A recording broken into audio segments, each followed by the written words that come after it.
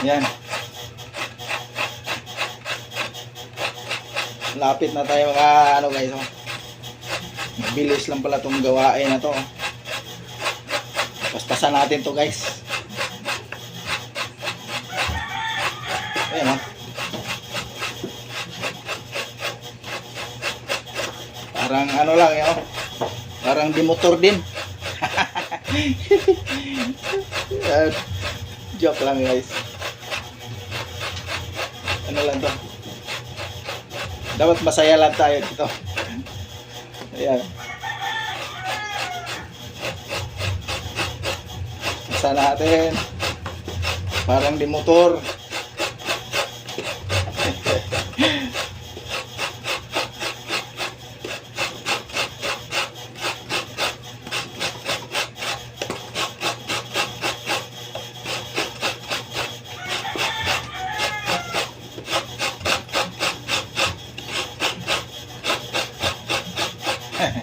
Yan.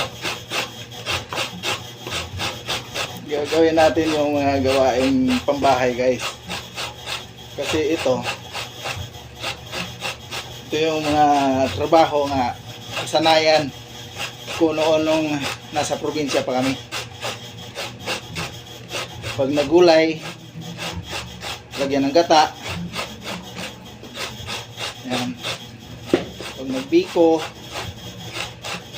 yan, magluto ng mga gabi. Yan, ganito ang ginagawa namin.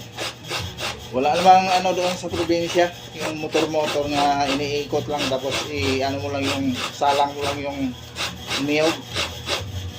Ganito. Ano lang.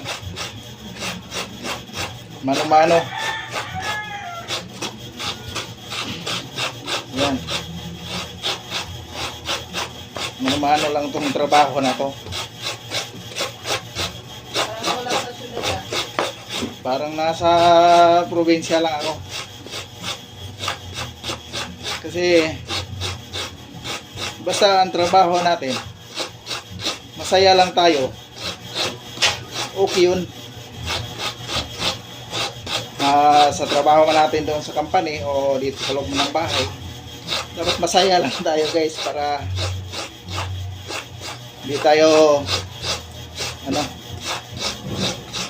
sabi nga nila, pag masayahin ka, ikaw daw ay gaganda. Pero pag malungkutin ka, ikaw ay papangit.